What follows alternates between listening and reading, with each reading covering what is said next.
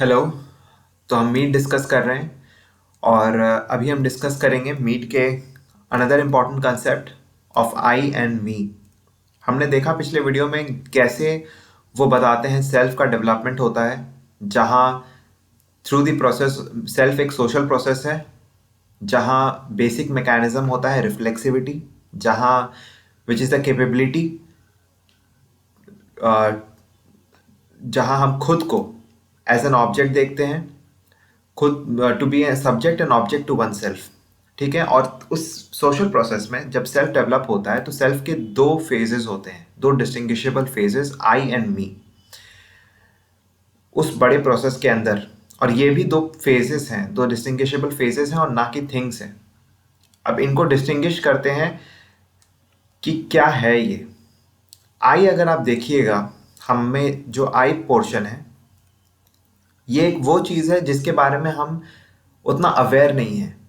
ये अचानक से आता है और अपना रूप दिखाता है जिसमें हम एक्ट करते हैं। It is incalculable unpredictable part of our selves, जिसके बारे में हम खुद से पहले से नहीं जानते हैं।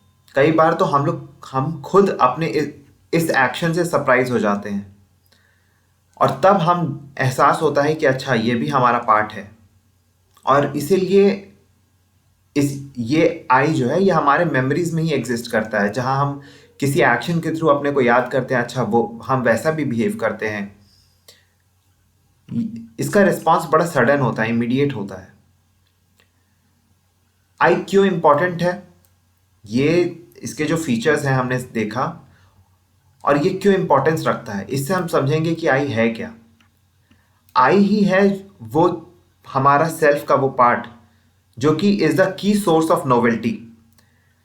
कुछ नयापन हमारे अंदर से आई से ही निकल के आता है, और यही चीज़ एक सोशल प्रोसेस में डायनेमिज्म ऐड करता है, कुछ चेंजेस लाता है एक इंडिविजुअल के पर्सनालिटी में।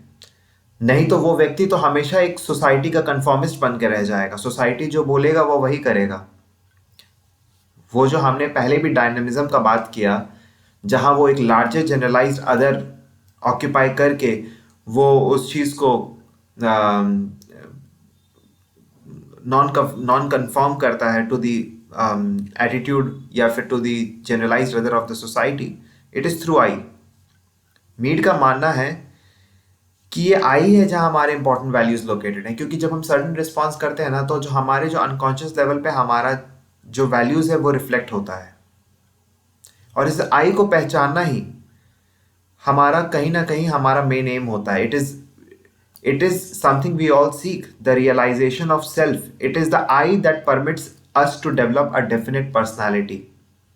हम में से कुछ एक अलग डिस्टिंक्ट पर्सनालिटी डेवलप करने के लिए आई रिस्पॉन्सिबल होता है। क्योंकि अगर सिर्फ मी रहेगा, जो हम आगे पढ़ेंगे, मी कुछ नहीं, सोशल एटीट्यूड है, कन्फॉर्मिस्ट का एटीट्यूड है, तो हम सब एक जैसे होते हैं। मगर हमारा एक अलग पर्सनालिटी इस आई के कारण डेवलप होता है। और मीट देखते हैं sees an evolutionary process in history. I and me को एक एवोल्यूशनरी प्रोसेस का पार्ट देखते हैं, जहां शुरू में मैकेनिकल जब सॉलिडारिटी बहुत स्ट्रांग था, सब कन्फॉर्मिस्ट थे, तो उस समय आई का पोर्शन बहुत छोटा था। कुछ लोग कुछ नया करने पर लॉस बहुत रिप्रेसिव था और तुरंत दबा दिया जाता था, तो आई एक्टिव था नहीं। कुछ लोग कोई हट के करते थे नहीं। सोसाइटी सिर्फ मी पोर्शन से डोमिनेटेड था। ठीक है। Is a source of novelty, values, something we all seek, and as important result of the evolutionary process in history। Mead का मानना है कि जितने बड़े बड़े फिगर्स आए जिन्होंने चेंजेस लाया, वो लोग थे जिनमें आई काफी डोमिनेटिंग था, तभी वो नोवेल्टी इतना ला पाए। आई एंड मी में जब कॉन्ट्रास्ट करते हैं तो हम देखते हैं मीड द्वारा डिफाइन किया गया है as organise set of attitudes which one himself assumes. In other words, me is the adoption of generalized other and Mead calls it social self। जो generalized other हमें जो present कर रहा है, उसी को चुपचाप adopt कर लेने से जो पोर्शन हमारा डेवलप होता है वो है मी। कुछ उसे हट कर, उसको कॉन्ट्रडिक्ट करने में, उसे नहीं अपनाने में जो चीज़ काम करता है वो है हमारा आई। मी अगर आप देखिएगा is the conventional habitual individual. जो कन्फॉर्मिस्ट हैं वो मी से डोमिनेटेड होते हैं, मगर सबका अलग अलग डिग्री ऑफ कन्फॉर्मिटी होता है, और यही मी के थ्रू सोसाइटी हम पे डोमिनेट करने का ट्राई करता है, अपना वैल्यूज, अपना ये सोशल कंट्रोल लाने का। ठीक है, अब देखेंगे फिर, अब मीड आई एंड मी को प्रैग्मेटिक टर्म्स में देखते हैं। His theory of philosophy of pragmatism फिर यहाँ आता है, जहां वो इसको रियल लाइफ से कनेक्ट करने की बात करते हैं, कनेक्ट करके बताते हैं। प्रैग्मेटिज्म टर्म्स में बताना मतलब क्या, रियल लाइफ से, रियल चीज से कनेक्ट करके उस चीज को दर्शाना। ही सेज कि me allows an individual to live comfortably in the social world. Me एक व्यक्ति को सोशल वर्ल्ड का कंफर्टेबली हिस्सा बनने में मदद करता है, और आई उसी सोशल वर्ल्ड में चेंज लाने में मदद करता है। सोसाइटी में जो कंफॉर्मिटी है वो मी के कारण है, मगर नया डेवलपमेंट आई के कारण है। इसीलिए हम देखते हैं कि आई एंड मी दोनों इंपॉर्टेंट है अपनी जगह। अगर सिर्फ आई डोमिनेटेड होगा तो केओस होगा हर जगह, हर कोई एक दूसरे का बात नहीं मानेगा, कोई कोहेशन नहीं होगा, सोसाइटी में एकजुटता नाम की चीज नहीं रह जाएगी, और वो फिर वही जो आज हमारा एक as a society development, society टूट जाएगा। और अगर आई नहीं रहे, सिर्फ मी रहे, तो कोई चेंज नहीं होगा, कोई डेवलपमेंट नहीं होगा, कुछ नयापन नहीं आएगा।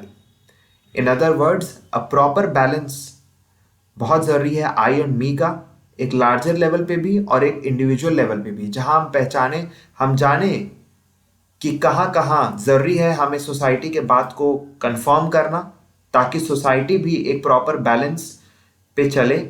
सिर्फ सोसाइटी नहीं, सोसाइटी चले, हमारा कम्युनिटी चले, हमारा